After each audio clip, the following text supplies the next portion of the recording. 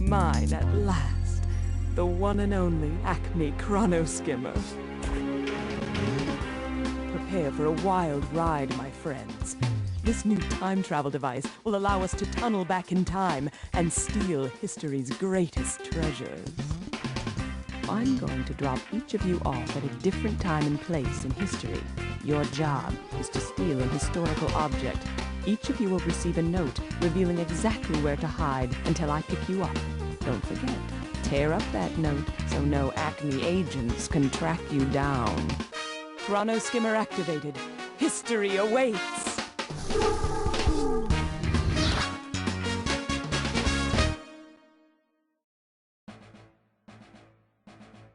Welcome to Acme Time Net Time Pilot. We've got a major problem. Carmen Sandiego, the world's most notorious thief, just stole our Chronoskimmer. What's a Chronoskimmer? The only time travel device on the planet, that's all. Now Carmen and her cohorts control it, and they're on their way to steal historic treasures from the past. If they succeed, all of world history will get thrown out of whack. Only one person can stop them. You! I'll tell you how. Wherever the Chronoskimmer goes, it leaves a time tunnel behind. Think of it as a passage between two holes in the fabric of time. It was a problem we never got around to fixing, and it's a good thing we didn't, because now you can follow the thieves' trail through the time tunnels. There's the time portal.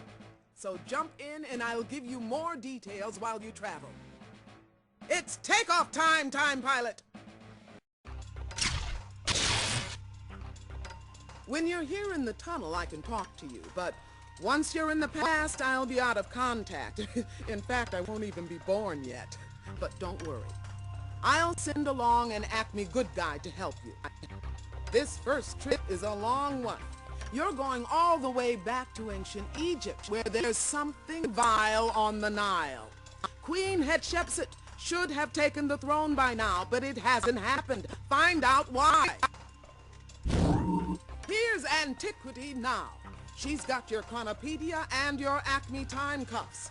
Carmen always leaves a note telling her crooks where to hide, so collect any note scraps you may find. And here's the most important thing. Carmen and her creeps have messed up history, so do the world a favor and set things straight.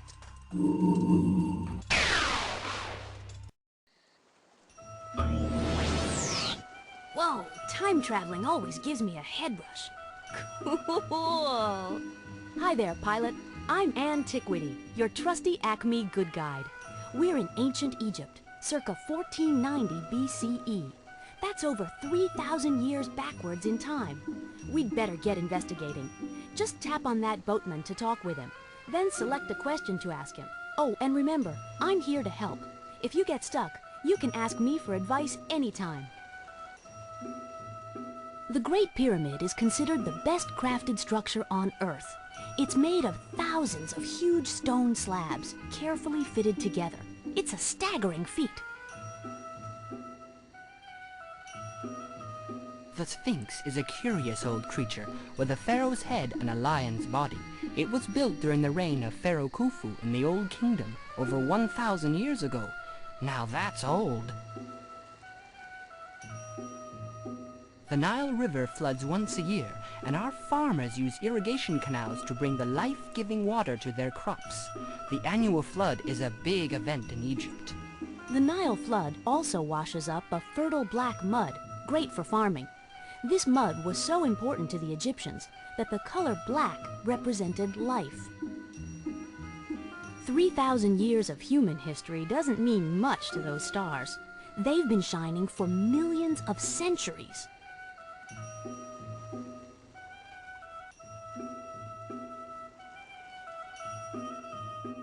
My trusty boat can outrun a crocodile any day, which is good, because the Nile has lots of crocodiles.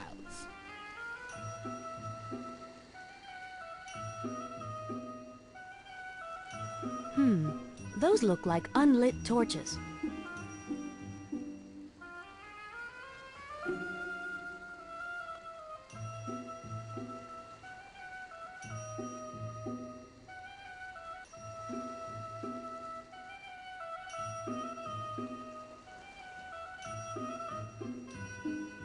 Welcome, strangers.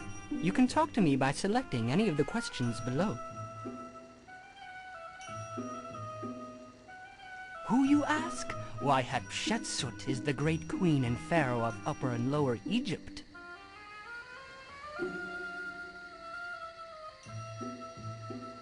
A pharaoh is a descendant of the gods who rule over all the people of Egypt. Ah, the very name yields a clue. The word pharaoh means greatest house, and all the great pharaohs live in splendid houses indeed. Palaces, really. It seems that Hatshepsut cannot properly bury her recently departed husband, the revered pharaoh Thutmose II. She needs the Egyptian Book of the Dead to prepare her husband's mummy. But the book has vanished. Some say that a strangely attired rogue stole the book outright. The theft has sent a shockwave up and down the Nile. Certainly. But first you must assist me. That sack on the riverbank contains my supplies for preparing mummies. Please move it onto my craft. To move that bag, pilot, click down and hold. Then drag it up onto the boat. I thank you for carrying my provisions on board. It will be darkest night by the time we land, so please take one of my spare torches from the boat. You'll need it. All is in order. Now my oars will carry us to Hatshepsut's temple. We're ready to shove off. Take another look around if you like. If not, let the boatman know we're ready to cruise the Nile.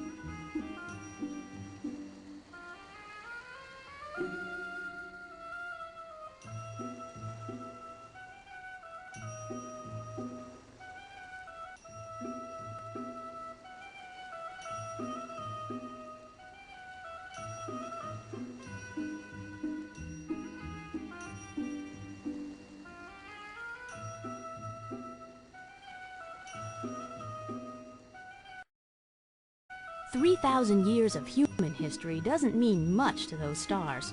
They've been shining for millions of centuries. 3,000 years of human history doesn't mean much to those stars. They've been shining for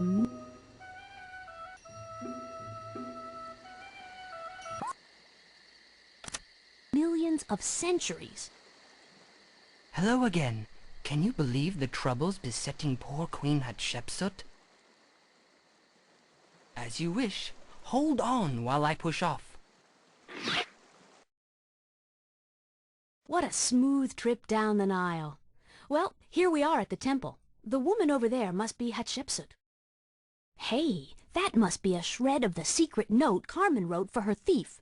Once we find all the pieces of Carmen's note, we'll be able to deduce the thief's hiding spot. Blessed star! By watching Sirius, the brightest star in the sky, I can make a yearly calendar. I can also predict when the Nile will flood its banks. Only we pharaohs have this secret information. This ability to create calendars and predict the flooding of the Nile helped convince ancient Egyptians that the pharaohs were gods. These myrrh trees weep precious oils valued for their healing properties and scented smoke. My traders brought them back from their voyage to Punt. The voyage to Punt, near Somalia, brought back rare woods, precious oils, and detailed information about African plants and animals. Murals of these African species can still be seen on the walls of Hatshepsut's temple in the 20th century.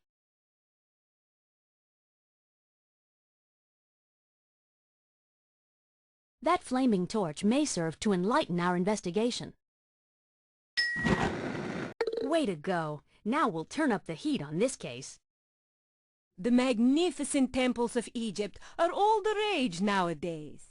They're much more popular than those stuffy old-fashioned pyramids. My temple at Der el-Bahri is the grandest of all. Queen Hatshepsut built many monuments, but when her nephew Thutmose III succeeded her, he destroyed most of them. This temple is the only one that will survive to the modern age.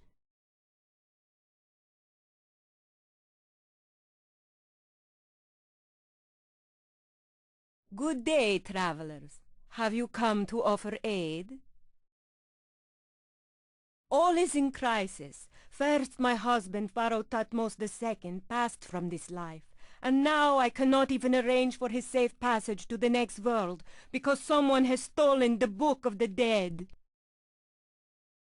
The Book of the Dead is not just any book. It helps us Egyptians prepare a body into a well-preserved mummy. The book is then entombed with the mummy to serve as guide in the afterlife. If not properly mummified, my husband will be vulnerable to evil spirits. Only the Book of the Dead can guide and protect him in the realm of the dead. And who are you that you do not know?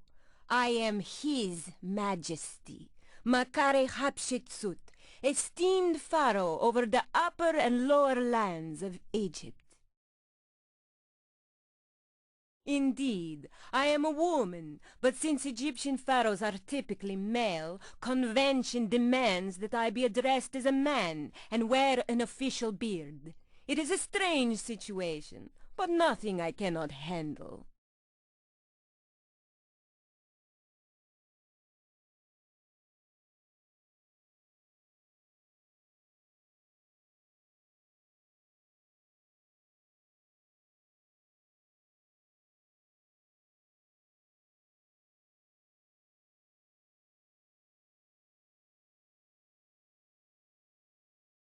When my husband Pharaoh Thutmose II passed on, his son Thutmose III was only 5 years old and too young to rule.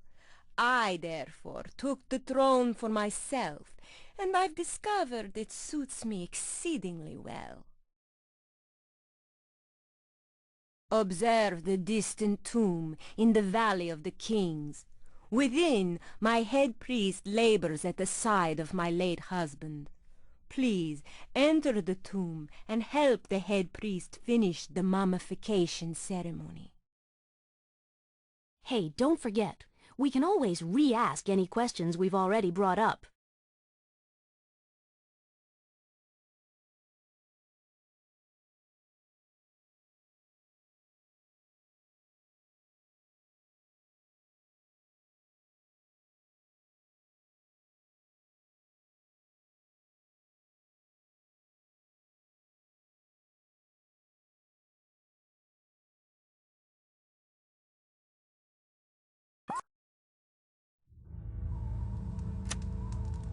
May the gods protect you. Welcome! Have you come to help me prepare the deceased pharaoh for his mummified voyage to the afterlife? First we meet a pharaoh with a fake beard. Now we need to make a body into a mummy. This is one strange investigation.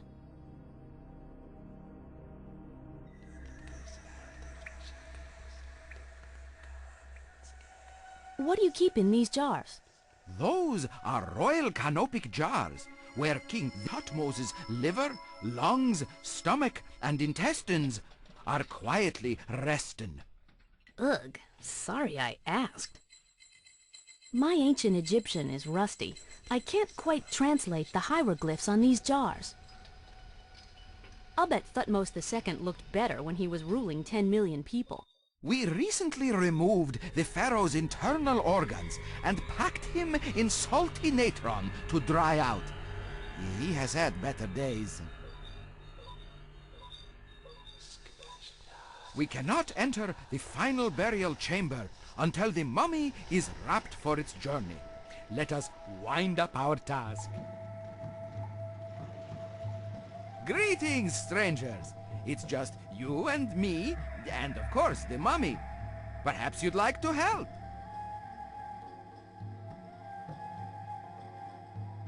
We've been hard at work here, transforming dear Thutmose into a proper mummy for his trip to the afterlife. But all my assistants have run off looking for the thief who stole our Book of the Dead. I can't finish this mummy all by myself. Well, actually, I'm at a loss. As head priest, I rarely have to do the dirty work myself. I'm really more of a mummy manager. So, with my helpers gone, I don't know what to do next. Somewhere in this tomb lies a second set of mummy-making instructions. But protocol demands that the head priest, that's me, avoid getting dusty. Luckily, you scruffy-looking visitors look perfect for the search. Ah, you must mean my ceremonial mask. This mask represents Anubis, a fearsome god with the head of a desert jackal. Hardly. Anubis is the god of the dead, who weighs your heart before you enter the underworld. Not precisely. He weighs your heart against the feather of truth to judge your worthiness. After death, the worthy go on to the afterlife, while the evil are gobbled up by the ever-famished monster, Amit. Not exactly. The instructions will help us finish making the mummy, but we'll still need the Book of the Dead afterwards. For now, let's just stick to the mummy making.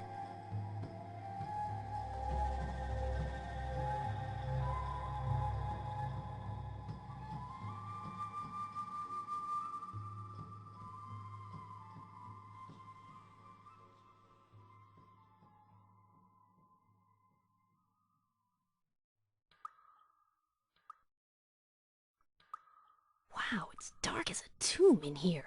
Oh, yeah, we are in a tomb.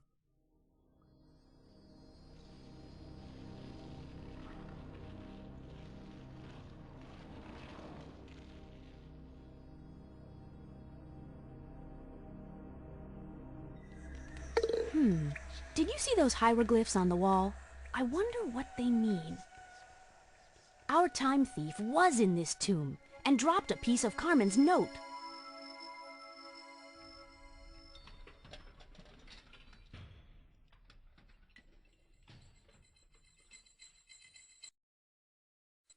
Enough exploring!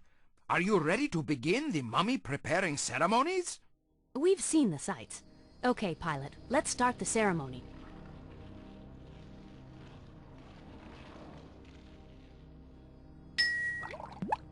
Correct. The oil keeps the skin soft. Cool. The hieroglyphs on that jar really do mean oil.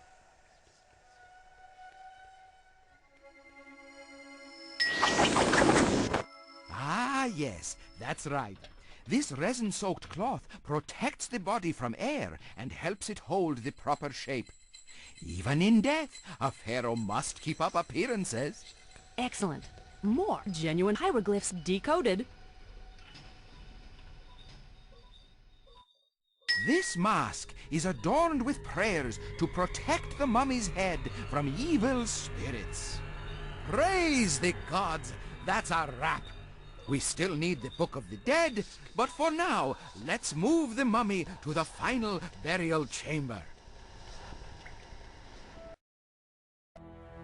Whoa, we're in the burial tomb. Let's dig out our thief and recover the Egyptian Book of the Dead. All right.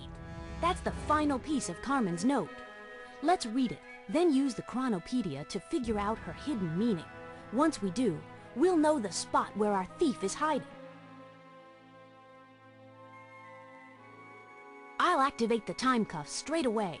Once they're active, use them on the hiding spot indicated in Carmen's note. And remember, the Chronopedia can help us figure out what the Carmen note means.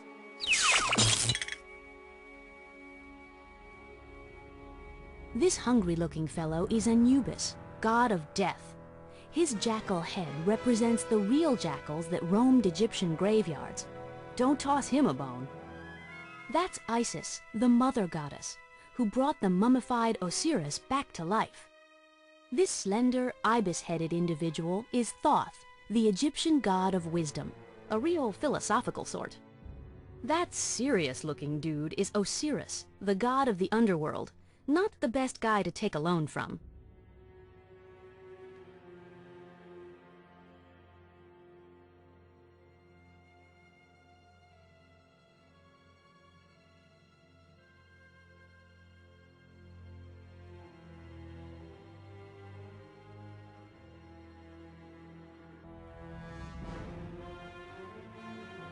These statues are called Ushabtis. They were servants who accompanied the royal dead.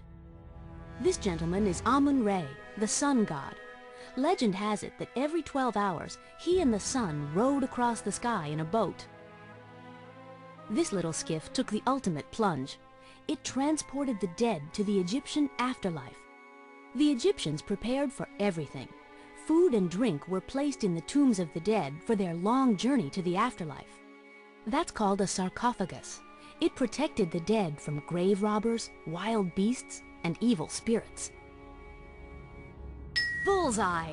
Carmen's note pointed to the king of the gods, and that means Amun-Re, the Egyptian sun god.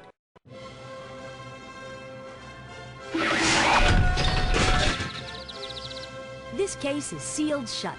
Sir Vile is under wraps, and the Book of the Dead is back on track.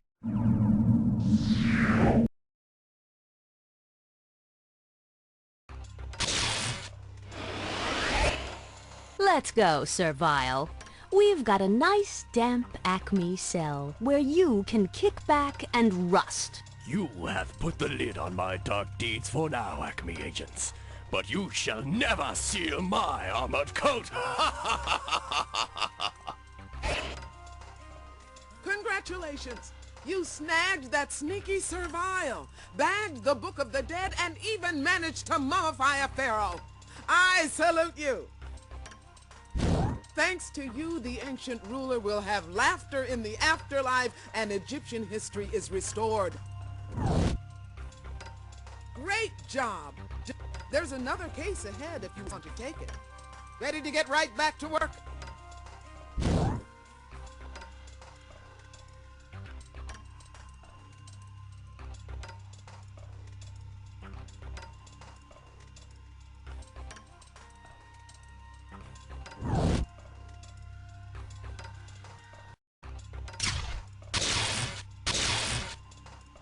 Tie on your toga, time pilot. This time tunnel terminates in ancient Rome, circa 50 BCE, during Julius Caesar's reign. For some reason, Rome's amazing water system is completely dry. You'd better find out why. This case calls for a master engineer. That's why I'm sending along Acme's inventor extraordinaire, Ivan Idea, as your good guide. He's got your time cuffs and your next Chronopedia chapter. Good luck with the case, time pilot, and dip a toe in the Po if you get a chance.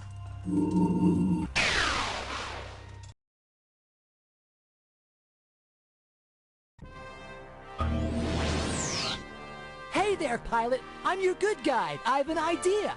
Can you believe we're really here in ancient Rome? Julius Caesar is right over there. I wonder why he looks so wiped out.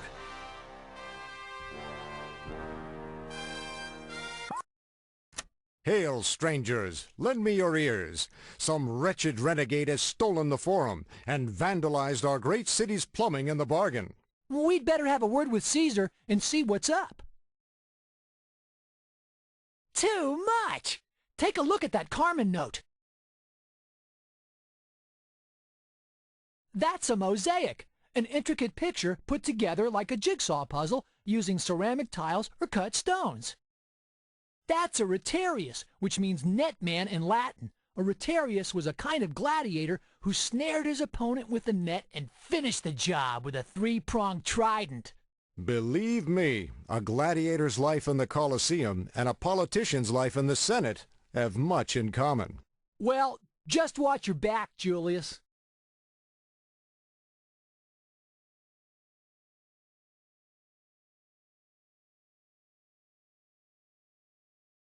That's a rotarius, which means net man. Believe me. Well, heavy. That looks like a statue of the Greek god Hermes.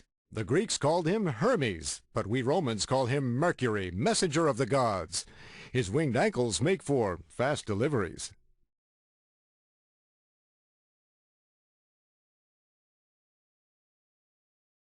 What a hairdo at the top of that column! Indeed.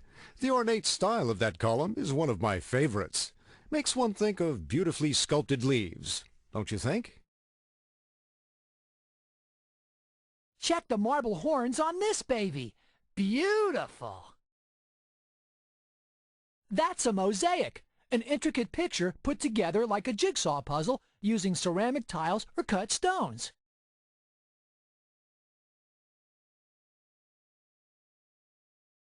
Wow, look at that fine furniture!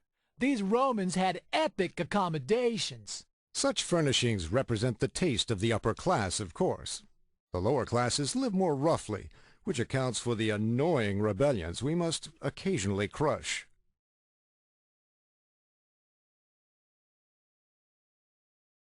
Good day, and forgive my distracted state. The sewers are in an uproar.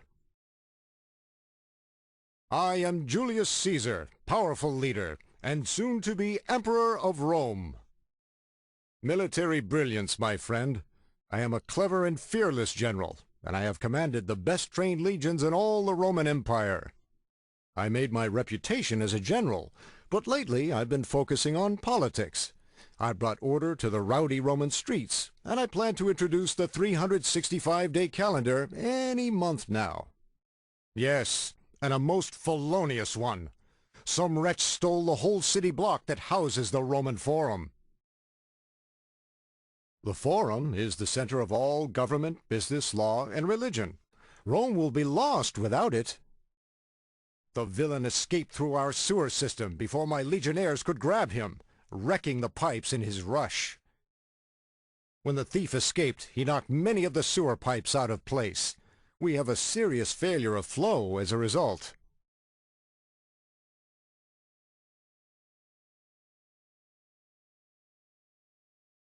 Why? Everyone needs clean water to drink and bathe, and the latrines must carry away unhealthy wastes. If the sewers are not fixed, things will get ugly, fast. I thought you'd never ask. Go find my head plumber who is working beneath the streets of Rome. He could certainly use your help fixing the scattered sewers. Until later, farewell. It's about time you laborers arrive to fix the plumbing. No one can bathe properly without flowing water. That graceful fountain is where we get all our drinking water. I find it a lovely sculpture, when it is working. The Romans used hidden tanks and the force of gravity to make water jet out of their fountains. Cool. That looks like a little Roman temple. That pleasant little temple is built in the old Greek style. I often have lunch there after my bath. Pateo! That latrine looks backed up. The smell alone could overpower a fierce enemy.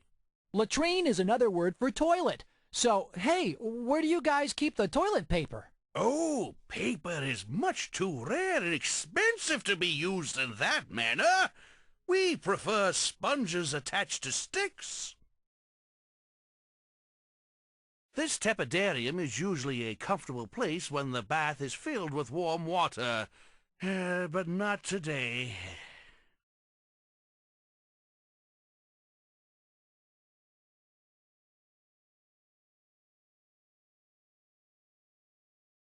What are you holding? Why, this is a strigil. I use it to scrape the dirt from my admirable form. It rather tickles, you know. Hey there! Stopped by for some bath gossip? Justinian is my name. Just your regular dashing and handsome Roman, enjoying my community bath. Why, they're a welcome event for me. I come to exercise, cleanse my body, and listen to gossip. Unfortunately, there's not much of a crowd today. Soap? What is, soap? No, I rub olive oil over my body, scrape it off with a strigil, and rinse with fresh water. Clean as a whistle. Here's the latest gossip. Caesar is getting so powerful and popular that he might declare himself emperor. The Senate is getting so nervous that they may take drastic action. Juicy stuff, no? Ah, now there's a debate needing more than one bath. Put briefly, the Senate and Caesar share power in Rome, but tend to try and outdo each other. I'd love to, but without water there is not much of a bath.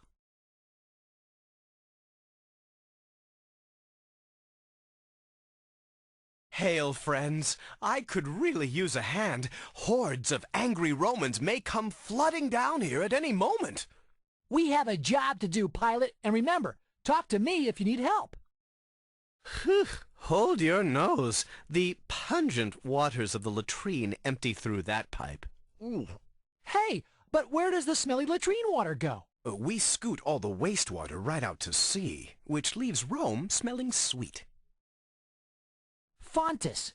If my Latin hasn't rusted, this pipe must lead up to the fountain. This pipe is heading down from the latrine, alias toilet. That's Latin for bath, so this pipe must be leading up to the tub above. This is the freshwater inlet pipe. Sounds refreshing. Where does all the water come from? All of Rome's water comes from distant rivers. We cleverly transport it here through long underground channels. We may even build above-ground channels someday and call them aqueducts. Talk about heavy metal! These pipes are made of lead. Unfortunately, the Romans didn't know how dangerous lead in drinking water can be. Greetings! I hope you've come to help solve my plumbing predicament. I'm Marius Maximus, plebeian plumber of the Roman Republic. My job is essential. Roman plumbing brings fresh water to the public baths and fountains while also carrying away waste. Without my services, Rome would be a mess. It seems an escaping thief knocked many of these sewer pipes out of place. If things aren't fixed fast, the Roman citizenry will soon be thirsty, dirty, and sick. Try putting these sewer pipes into place. When you finish, we'll arm the pumps and get the water flowing. Like this.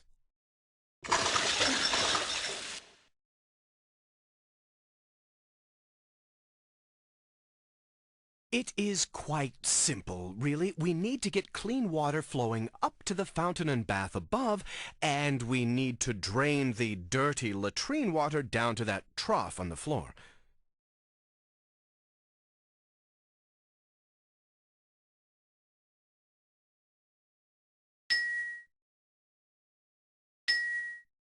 A Carmen note! Our thief must have pipelined right through here.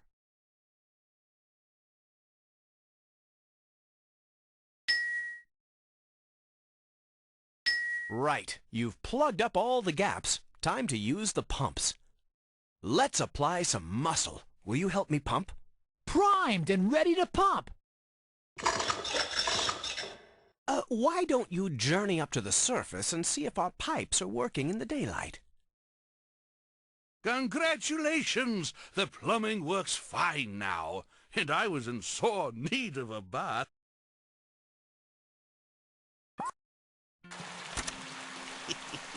Oh, and I found this floating in my clean bath water. Have a look. Super job! You found the last Carmen note. We can decipher the riddle with a little help from the Chronopedia.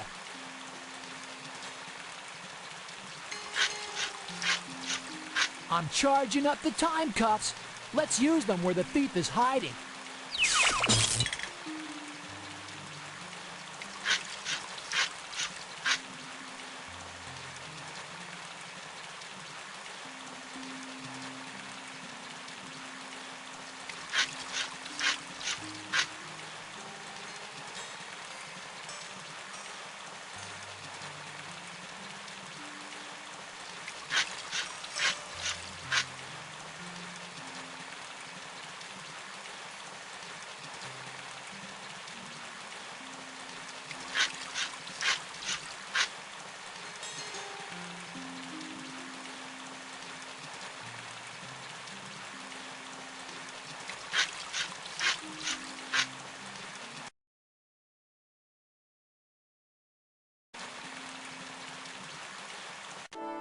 Our plumbing is ailing no longer. In gratitude, I shall host a party in your honor. We can all wear our most elaborate togas. My first toga party! Stoked! Oh, wait, almost forgot. We're here to catch a thief.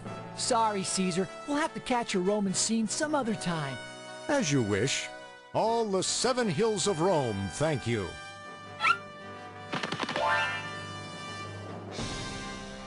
The time cuffs are juiced. Just use them at the hiding spot mentioned in the Carmen note, and we'll bust us a thief. Nothing. Yes, I've been here.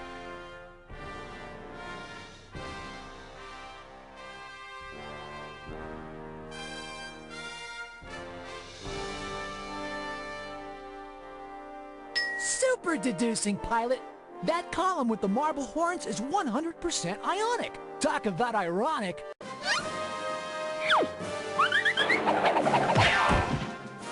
We've cracked the case and captured the diabolical Dr. Belljar.